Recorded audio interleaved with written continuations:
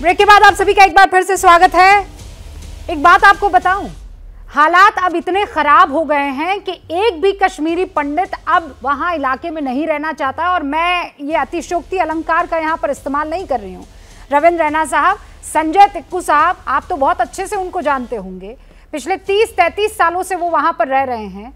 उन्होंने अपना ना घर छोड़ा, ना उनकी रूह वहां से हटी, ना उनका देह वहां से हटा। अब तो वो भी इस बात की का ऐलान और अपील कर चुके हैं कि कश्मीरी पंडितों को चले जाना चाहिए। कैसे रोकेंगे सर? इस खौफ के साए में जी रहा है कश्मीरी पंडित। देखिए रूबिका जी, यहां तक बात है कश्मीर घाटी में धारा 370 के हटाने के बाद एक जमाना था कि जब कश्मीर के चारों तरफ पत्थर ही पत्थर बरसते थे, सेना के जवानों पर, पैरामिलिट्री फोर्सेस पर, पुलिस स्टेशनों पर, गाड़ियों पर, स्कूल जाते बच्चों पर, कॉलेजेस में। आज कश्मीर में कहीं भी पत्थरबाजी नहीं हो रही है। आज अगर कश्मीर में कुछ नजर आ रहा है, वो चारों दिशाओं में तिरंगे झंडे ही तिरंगे झंडे नजर आ रहे हैं। और कश्मीर में चारों दिशाओं में भारत माता की जय जयकार और हिंदुस्तान जिंदाबाद के नारे लग रहे हैं। नहीं, बहुत अच्छी बात है। बदलाव सारी दुनिया में, तो मैं आपको बधाई देती हूँ। लेकिन मुझे ये बताइए, 12 मई पुलिसकर्मी की हत्या, 12 मई राहुल भट्ट की हत्या, 17 मई 52 साल के बिजनेसमैन की हत्या, फिर 24 मई पुलिस वाले की उसकी 7 साल की बेटी संग हत्या, 25 मई को अमरीन भट्ट की हत्या, 31 मई को रजनी बाला की हत्या, 2 जून को 17 साल के एक मजदूर की हत्या, 4 अगस्त को एक मजदूर की हत्या, 12 अगस्त को मजदूर की हत्या, बाहर घर के फेंक दी जाती है लाश, और उसके बाद आज सुनील कुमार भट्ट पर अटैक किया जाता है, उसकी भी हत्या। हाँ, जयकारा लग रहा है, भारत माता जय के नारे लग रहे हैं और मेरा दिल गदगद है। मैं ये कह चुकी हूँ रविंद्र जी, लेकिन एक एक कश्मीरी पंडित जो 6-6.5 हजार बचे हैं, वो ये कह रहे हैं अब नहीं रहना है। उनके लिए कुछ कहिए ना रविंद्र जी। रूबिका जी, मैं आपकी बात से सहमत हूं। मैंने पहले कहा, शोपियान के अंदर ये जो घटनाक्रम हुआ है, दिल में, सीने में जख्म देने वाला एक दर्दनाक घटनाक्रम है। और ये कायर आतंकवादी जो कि छिपकर पीठ पर वार करते हैं, ये कायर और बुजदिल हैं। आमने सामने की तो लड़ाई कर नहीं सकते, सॉफ्ट टारगेट, बेगुनाह निहत्थे और मासूम लोगों को निशाना बनाते हैं। और इन आतंकवादियों का सफाया ताबड़तोड़ हो रहा है। ताबड़तोड़ तरीके से निशाना बना रहे हैं। मुझे ये बताइए ना, आप तो वहां रहते हैं, अगर ये क्यों कश्मीरी पंडितों को निशाना बना रहे हैं वापस दोबारा? और रूबिका जी, कश्मीरी पंडितों को इसलिए निशाना बनाया जा रहा है कि कश्मीरी पंडित हिंदुस्तान है, कश्मीरी पंडित भारत माता हैं। और कश्मीरी पंडितों के साथ साथ जो कश्मीर के मुसलमान हैं, जो देशभगत मुसलमान हैं, और कश्मीर के अंदर रहने वाले जो सिख हैं, उनको भी ये साजिशाना निशाना बनाते हैं। हम पिछले 35 सालों से we are in a state of war, हम छद्म युद्ध लड़ रहे हैं।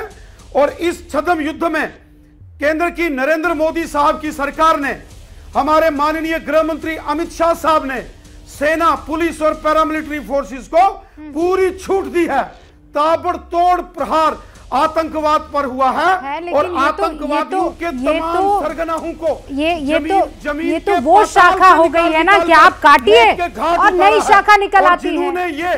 रविंद्र जी, आप काटिए और नई शाखा निकल आती है। जड़ से इसका खात्मा हो ही नहीं पा रहा। आप हमारे साथ बने रहिए, बाकी सारे मेहमान भी हैं। और चूंकि आपसे ये वादा है कि आप डिबेट का हिस्सा नहीं बनेंगे, लेकिन आपकी जो बात है वो आप करेंगे। इसीलिए जो कश्मीरी पंडित हमारे साथ यहाँ पर कमल हाक साहब बने हुए हैं। हाक साहब, क्यों हो रहा है ऐसा आपके साथ, क्या वजह है? रूबिका जी, सबसे पहले श्रद्धांजलि उन जवानों को जिनकी आज पहलगाम में आज खाई से गिरने से मौत हुई, तो उनको एक भावभीनी श्रद्धांजलि पेश करते हैं। देश को 75वें स्वतंत्र दिवस पर बधाई और ईश्वर से प्रार्थना कि कश्मीर के लोगों के साथ साथ, आतंकवादियों के साथ साथ केंद्र में बैठी सरकार को भी थोड़ी बहुत सद्बुद्धि दे दें।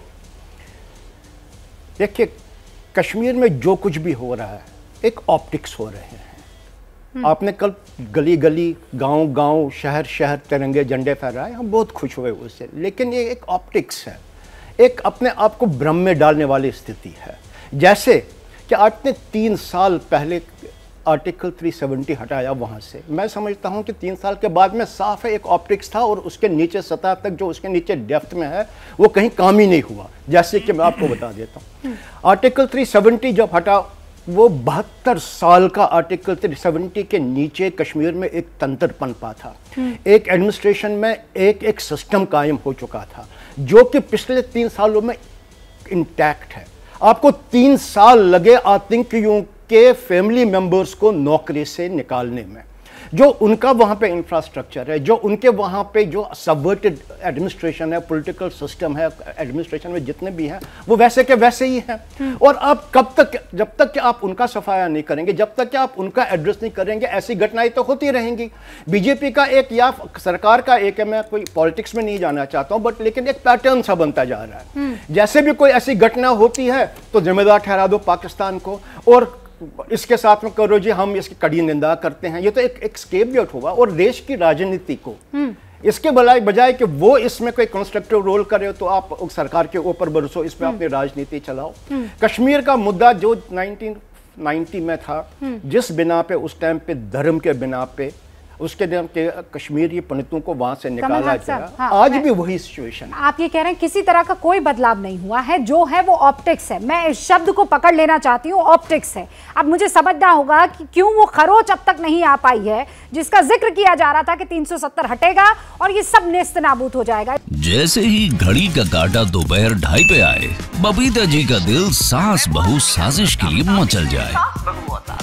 और ये है इनकी बहू, पूरे दिन ऑफिस की टेंशन हो जाए गॉन जब ये करें अपना फेवरेट शो फ्री टाइम पे ऑन। इनकी तरह आप भी देखें अपना फेवरेट शो अपने टाइम पर और डाउनलोड कीजिए एबीपी लाइव ऐप अपने स्मार्ट टीवी पर।